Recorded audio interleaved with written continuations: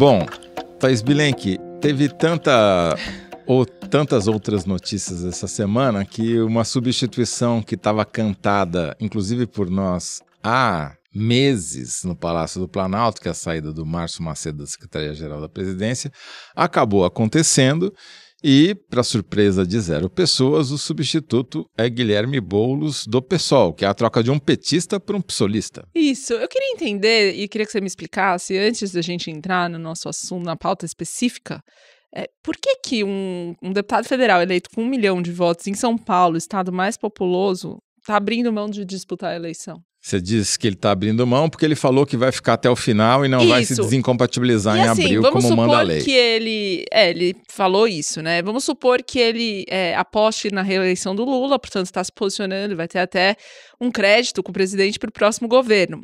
Até aí, tudo bem, facilmente compreensível. Mas o PSOL conseguiu fazer a bancada que fez e escapar da degola do coeficiente eleitoral por causa dos votos do Boulos, entre outros. Ele foi muito responsável por isso. Então, qual que é a explicação, inclusive, para o partido dele, essa decisão? Eu não faço a mínima ideia, tenho que perguntar para o Boulos, mas eu imagino que você já deu a sua resposta na sua pergunta, que é, ele está apostando na eleição do Lula, ele vai ter, se o Lula se reeleger, ele vai dizer que, em parte, foi por causa da ajuda dele lá como ministro, coordenando, porque esse ministério teve uma gestão tão fraca até agora que ninguém sabe o que ele faz.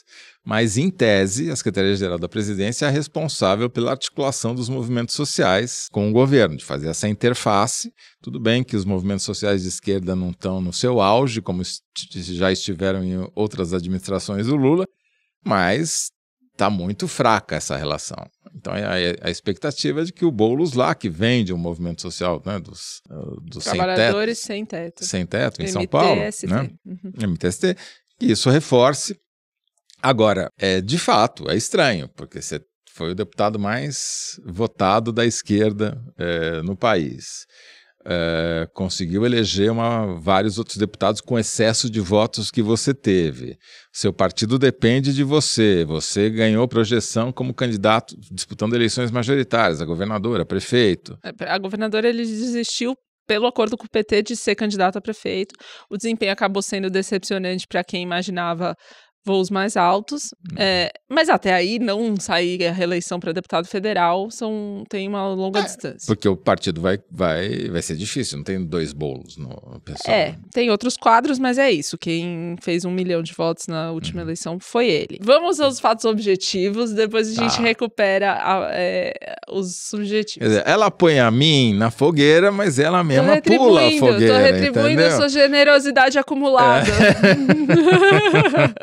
Olha só, quem que são os grupos que o Boulos pode trazer de novidade para o Palácio do Planalto, chegando lá como ministro da Secretaria-Geral? Se o movimento estudantil, os sindicatos e os movimentos de sempre, os catadores que já estão lá, não estão fazendo verão.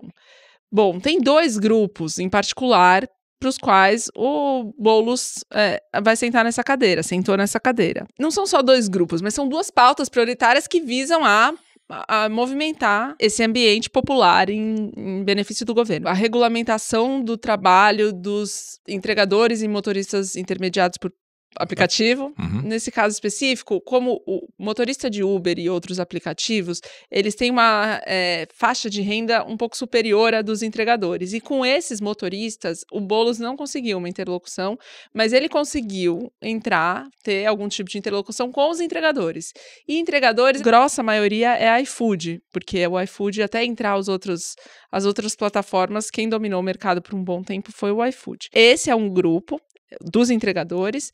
E o outro grupo, a outra pauta, é a escala 6x1, que é uma pauta popular que é muito mais numerosa em termos de adesão dos trabalhadores que trabalham 6 dias na semana e estão insatisfeitos com isso. Dos formais, né? Formais, mas é uma pauta que está encaminhada tanto no Senado quanto na Câmara com proposta de emenda à Constituição, com PEC, que tem quórum qualificado 2 turnos para ser aprovada. É uma pauta difícil. Então eu vou começar pela dos entregadores, porque a gente começou a falar desse projeto que está em tramitação na Câmara na semana passada, e a gente mostrou exatamente como o Boulos estava fazendo o protagonismo da parte do governo para se contrapor às plataformas iFood, Uber e que tais. E aí eu fui tratar de entender qual que é a relação que ele tem com os entregadores e por que isso virou um ativo para o Lula nomeá-lo ministro da Secretaria-Geral. Essa relação começou há mais ou menos 3 anos. O MTST, o Movimento do Boulos, criou um braço de atuação que se chama Movimento dos Trabalhadores Sem Direitos, para dialogar com os ambulantes, os trabalhadores de plataforma e tal, e rolou melhor com os entregadores, que tem menos, na percepção do grupo do Boulos, tem menos resistência a se aproximar da esquerda, porque não são trabalhadores, não é um grupo social afeito à pauta da esquerda. Mas com os entregadores isso aconteceu melhor e neste ano de 2025 melhorou ainda mais, porque no final de março para abril, os entregadores fizeram o break do app, que foi uma paralisação que tinha como reivindicações principais 2, eu vou citar. Uma é a ampliação da taxa mínima de entrega, que era de R$ 6,50 no iFood, eles queriam ampliar para R$ 7,50. E a segunda reivindicação é que quando tem pedidos, entregas combinadas, então assim, tem 2 endereços muito próximos de um mesmo restaurante. Eles vão retirar os 2 pedidos e entregam nos 2 endereços. O iFood paga não 2 entregas, mas um trajeto completo. E a pauta deles era que o iFood pagasse 2 entregas, porque isso pode mais que dobrar o rendimento deles com o trabalho. Eles conseguiram a ampliação da taxa mínima para R$ 7,50 com o break do app. E eles se articularam, porque essa paralisação aconteceu em várias cidades do país, com lideranças locais em cada uma delas, com um grupão de WhatsApp que chama Aliança Nacional dos Entregadores, em que tem gente bolsonarista, do MBL, eles não são, como a gente falou na semana passada, politizados necessariamente. Eles podem ter afinidades, mas eles não estão sindicalizados, organizados, enfim. Com essa articulação para a paralisação que deu resultado, algumas lideranças ascenderam. E essas lideranças, algumas delas já estavam, inclusive, alinhadas ao Boulos. Então tem o J.R. Freitas, o Júnior Freitas, que é o principal nome nesse movimento de ascensão, que tinha sido candidato a vereador pelo PSOL na eleição de 2024. Por uma articulação com o Boulos, que vinha fazendo reuniões com esse grupo há bastante tempo, se aproximando, ele trouxe outros quadros para o PSOL, e que no iFood, eu apurei lá, tem boa relação também, o Júnior Freitas, né? Eles falam no iFood que ele é um cara sério, que ele é inteligente, ele não passa pano pro iFood, ele é duro e crítico, mas dá para dialogar. Então foi um gol, sim, do grupo do Boulos conseguir trazer esse cara para perto deles. Só que o que acontece é que uma vez que o Boulos se aproxima e esses entregadores passam a atuar politicamente, a liderança que os fez se tornarem lideranças fica deslegitimada, porque é um grupo, os entregadores, muito arisco, né? Então, quando o cara começa a trabalhar na Câmara dos Deputados, ele passa a ser visto com desconfiança pelos seus pares. Sim, eles são um grupo antissistema. É um tipo de interlocução um pouco escorregadia, né? É muito interessante que o Boulos tenha ficado responsável por essas 2 agendas que você acabou de descrever, que eram agendas típicas do Ministério do Trabalho, né? Quem tentou regulamentar isso, em primeiro lugar, foi o Luiz Marinho, quadro histórico do PT, ex-presidente da Central Única dos Trabalhadores, da CUT, e que com esse movimento, ficou mais desprestigiado do que o Márcio Macedo, que deixou o ministério. Porque se um perdeu o cargo, o outro perdeu a pauta, né? Perdeu o assunto, né? E isso mostra a decadência da organização sindical no Brasil, né? Berço do PT, e como a revolução digital mudou a estrutura do trabalho. Você deslocar do Ministério do Trabalho para uma Secretaria-Geral da Presidência, jornada de trabalho de trabalhadores sindicalizados.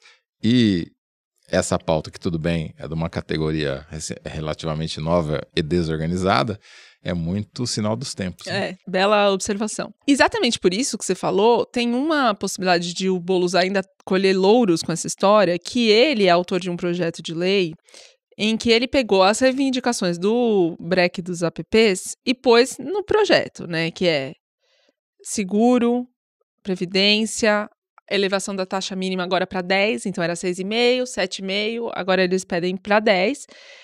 E esse projeto conquistou a assinatura de deputados da direita e do centrão. Yuri do Paredão, Fausto Pinato e tal. E aí, as chances dessa comissão que o Hugo Mota criou, porque para ele isso é um assunto importante também, eleitoralmente falando, a possibilidade de todo mundo, todos os deputados que apresentaram projetos para regulamentar o trabalho intermediado por plataforma, eles peguem ali e façam uma mediana e façam um projeto que escape da polarização e aprove em plenário.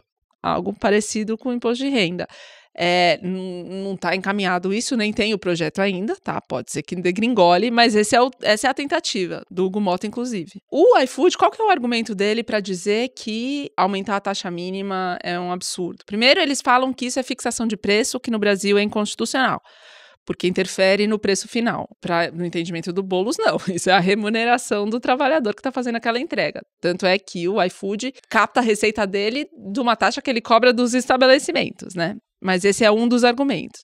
E o segundo argumento, o projeto prevê que aumente para 10 e que todo ano seja reajustado pelo IPCA, com uma metodologia que lembra do salário mínimo, né? Todo ano tem um reajuste, mas tem governo que não reajusta. Eles querem pôr isso em lei. O que o iFood diz é que garantir o reajuste anual pelo IPCA vai acabar com a organização e a representação dos entregadores, porque a única pauta que eles têm é aumento salarial. Uma vez que isso está garantido, eles se desmobilizam. E isso é ruim para o iFood ou é ruim para quem? Seria ruim? Não, porque eu tô achando curioso eles estarem preocupados com a capacidade organizacional dos motoqueiros. No entendimento deles é ruim para os próprios entregadores, mas aí vem o argumento do Boulos, né? Tá certo. Tá bom. Eles só têm o bem dos entregadores em mente, claro. Muito bom. E então, para tentar responder a sua pergunta que me jogou na fogueira, acho que o Boulos está apostando na sua própria competência, né? E de conseguir fazer essas entregas, que não são nada fáceis, mais improváveis do que prováveis, mas enfim, resolveu a aposta, né? Fazer uma bet, né? O Boulos fez uma bet.